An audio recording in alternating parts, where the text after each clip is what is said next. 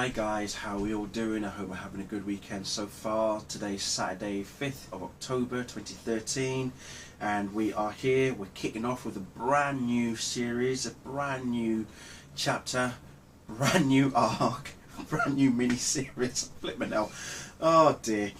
Titans has arrived. The Teen Titans are here, people. Smallville Teen Titans, they have landed. Superboy, Blue Beetle, Miss Martian, Speedy, the Wonder Twins, led by Jay Garrick. This is awesome. This is awesome, guys. I mean, this is fantastic. Artwork again by the always awesome Cat Staggs. Guys, let me just say it right now. Wow. It just rocked. Kicked off brilliantly. Dr. Phosphorus to start off with. I mean, for a villain as quite wild as Phosphorus he is, he can be quite dangerous. I mean, he is a lower class sort of criminal, but if he wants to be dangerous, flipping out, he can be. And in some ways it shows in this chapter. We're in San Francisco.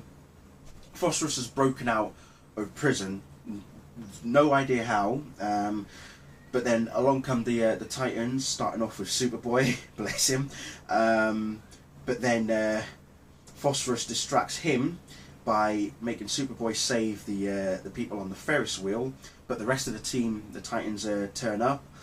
It's good to see Miss Martian is now in the mix. I have actually missed McGann for quite some time, so it's good to see her back. The Wonder Twins here, give me a fist bump, Zan, and he's like, "Whoa, what good am I around fire? I'll turn to steam." And she's like, "That just sounds like a personal problem to me. You sort that out yourself, son. I really don't care what happens." But Blue Beetle, Jaime Reyes, is still having the conversation with the Scarab as always. Mia Durden, bless her. It's good to have Speedy back in the frame. It would be nice to see Nightwing join the team at some point. Hopefully, who knows? Who knows? I know that we don't have Robin as such, but it would be nice if Nightwing, aka Barbara Gordon, was part of the team. Hopefully, Brian let us know if something like that's going to happen in future issues. So anyway, so McGann is trying to calm the civilians, but she's getting distracted with all the fire because Martians, their weakness is fire. And then someone's intervening by saving certain members of the team because, let's just say, they're not doing their job properly. They're not really working as a unit, they're not really working as a single team. So when Jay Garrick pretty much tells them off, he basically says, well, look, you guys actually failed. They're saying, yeah, but we dealt with Phosphorus. Yeah, dealing with Phosphorus is one thing, but the fire, the people and everything, the amount of damage that was done, and the fact that Phosphorus is a radiation-based villain, what is the one thing that can actually extinguish him? Water. And they're right next to it.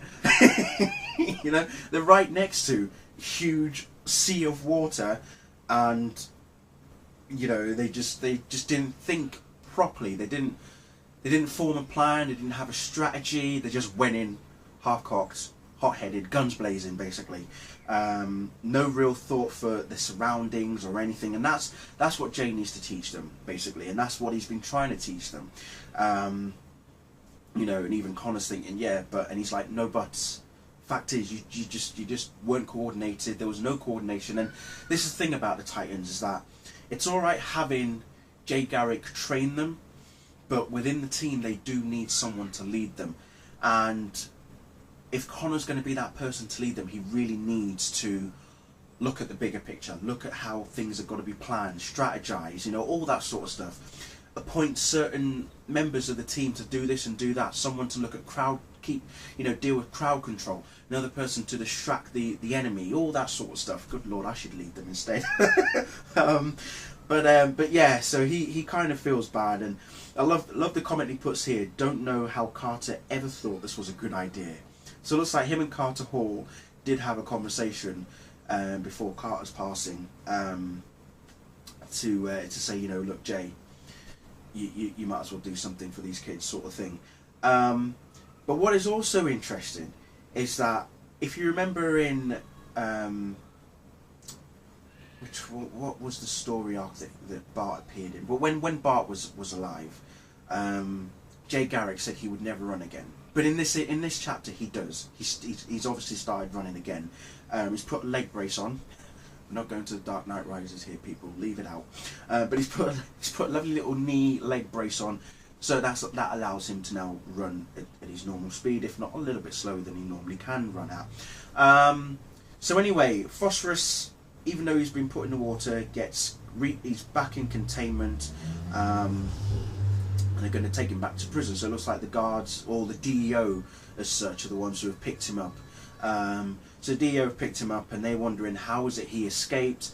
They say that the breaking didn't happen from the inside. It obviously happened from the outside. And the very end picture got me just having epic goosebumps. And all I'm going to say, oh my god, I can't even say anything without giving it away, but I got epic goosebumps. But all I'm going to say is that I never expected to see this flower, and emphasis on the flower, by the way, people.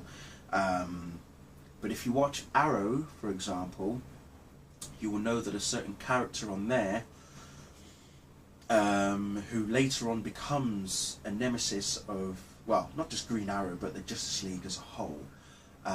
He has 2 children, 1 daughter and 1 son.